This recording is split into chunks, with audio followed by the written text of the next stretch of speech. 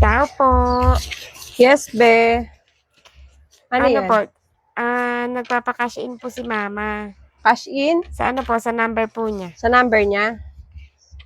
Sige, teka lang na. Magkano, be? 500 pesos lang po, ate. 500 pesos. Sige, wait Apa. lang. Ate, alam niyo na po ba yung number po ni Mama? Teka lang ha, hanapin ko lang yung number ni mama mo. Wait lang. Sige po, ate. Sa number niya. Ito. 026. Wait lang ha. I-cash in ko muna. Okay. 500 pesos. Opo, ate. Nasaan niyo na po ba? Kunin ko muna yung bayad ha, bago ko send. Okay po, ate. Pa-check muna, tama. Opo, tama po. 510, kunin ko muna. Eto po, ate, yung bayad po. Saan? Eto po. Double check ko muna yung pera mo ha. Basa ah. Alay, nabasa ay. Naulan kasi, ate. 4, 5. 520. Na lang. Ay, basa yung pera mo.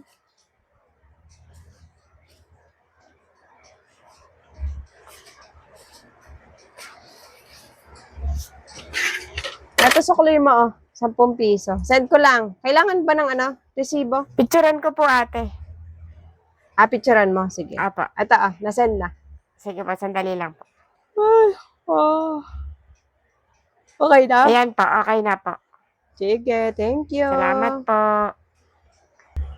Excuse me. Yes po, ate. Magka-cash out sana ako? Cash out? Magkano? 2,000 na. Magkano yung charge nun? 2,000. Sige po, Magkano ang pasa charge? na lang po dyan sa unang number. Magkano charge nun? 40 pesos po yung charge nun. Okay, sige. Doon mo na lang, ibawas yung charge na. Sige po. Doon ko na lang ibawas yung charge. Sige po. Pasa na lang po muna. Saglit lang, Beha. I-send ko muna. Sige po.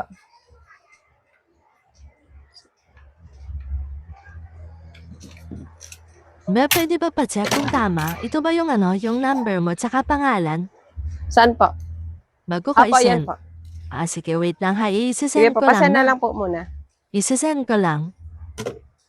Eto ba? Okay na. Na-send ko na. Nasend na? Okay na. Wait lang double check ko lang. 2,000. Kabanggit ng reference number. Check ko lang Yung dito. reference number, 29 29 52 52 69. 69.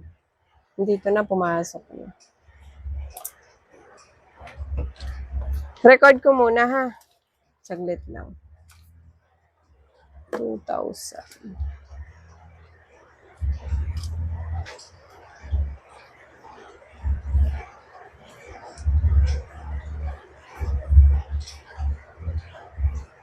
Paano na lang pangalan at saka pirma ko lang ako pera? Okay, Bali, sige. 1960 na lang na.